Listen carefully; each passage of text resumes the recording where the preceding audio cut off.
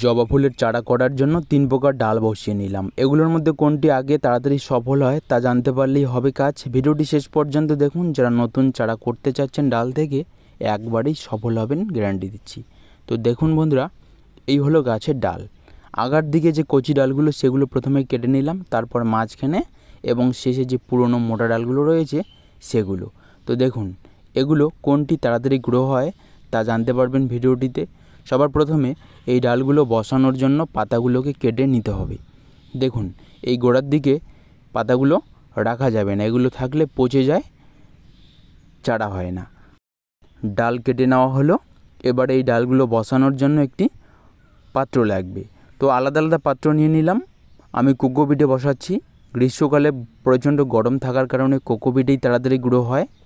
বালিতে বসালে বালি শুকিয়ে যায়, এক্ষেত্রে গ্রো করা সমস্যা হয়।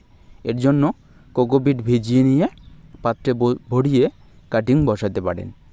দেখুন কাটিংগুলো বসানোর জন্য রেডি করা হলো কোকোপিট। এরপর একটি হরমোন লাগবে। আমি ব্যবহার করছি রুট হরমোন, এটা কাটিং এইড হরমোন, অনলাইনে পেয়ে যাবেন। তো আমি কিছু ট্যাগ করে দিয়েছি হরমোন, এগুলো নিতে পারেন। এই হরমোনটি দিলে তাড়াতাড়ি শেকড় হয়। এটার পরিবর্তে অর্গানিকের যে হরমোন রয়েছে মধু কিংবা অ্যালোভেরা, ওটাও ব্যবহার করতে পারেন, ভালো কাজ হবে, শেকড় তাড়াতাড়ি বাইরে হবে। তো দেখুন 2 প্রকার কাটিং আমি বসিয়ে নিলাম। এবারে যে মোটা ডালগুলো রয়েছে সেগুলো বসাবো। তো বন্ধুরা, অনেকেই এই ডাল বসানোর সমস্যায় পড়ে যান যে কোন ধরনের ডাল তাড়াতাড়ি গ্রো হয়, জানতে পারলে ভালো হয়। তো দেখুন আজকে আমি শেয়ার করছি ভিডিওটি। প্রথমে কচি ডালগুলো বসিয়ে নিলাম, তারপর মাঝখানের যে ডালগুলো রয়েছে সেগুলো এবং শেষে মোটা ডালগুলো। তো বসানো হয়ে গেল।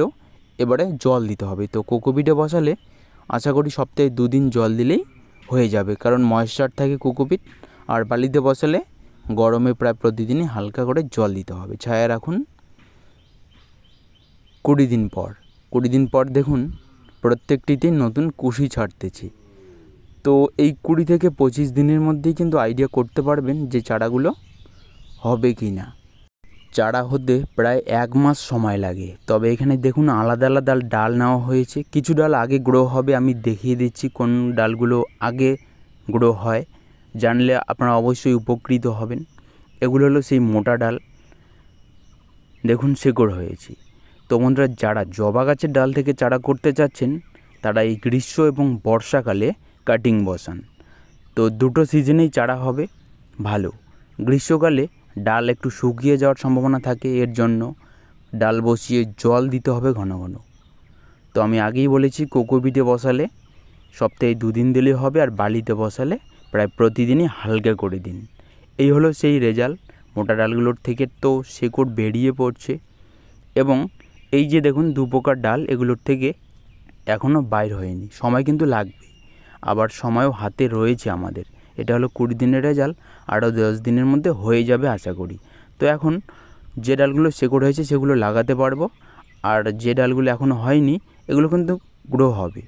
তো এর জন্য যত্ন সহকারে সেই পটে ভরিয়ে রেখে জল দিয়ে রেখে দেবো, কারণ এগুলো তো আর নষ্ট করা যাবে না, কিছুদিনের মধ্যে হয়ে যাবে।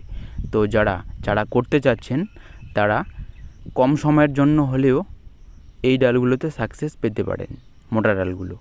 তবে চারা সবগুলোরই হবে, কম বেশি হয়ে যাবে, কোনো সমস্যা নেই। মোটা ডালগুলোর থেকে একটু তাড়াতাড়ি হবে। তো বালিতে বসালে বালি ধুয়ে নিয়ে এই চারাগুলো বসাতে হয়, আর কোকোপিটে বসালে এগুলো ধুয়ে বসাতে লাগে না।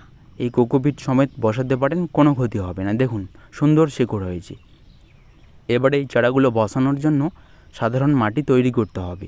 যেমন নর্মাল মাটি নেবেন 50%, 30% নেবেন গোবর সার, 20% ধানের তুষ কিংবা কোকোপিট। এই মাটিতে বসালে ছোটো চারা তাড়াতাড়ি গ্রো হয়। তো দেখুন আমি এই নিয়মেই বসাচ্ছি আপাতত, আর এই কাটিংগুলো রেখে দিলাম। এগুলো সুন্দর রয়েছে, কয়েকদিনের মধ্যে হয়ে যাবে। আপনারাও এই নিয়মে করতে পারেন। ধন্যবাদ।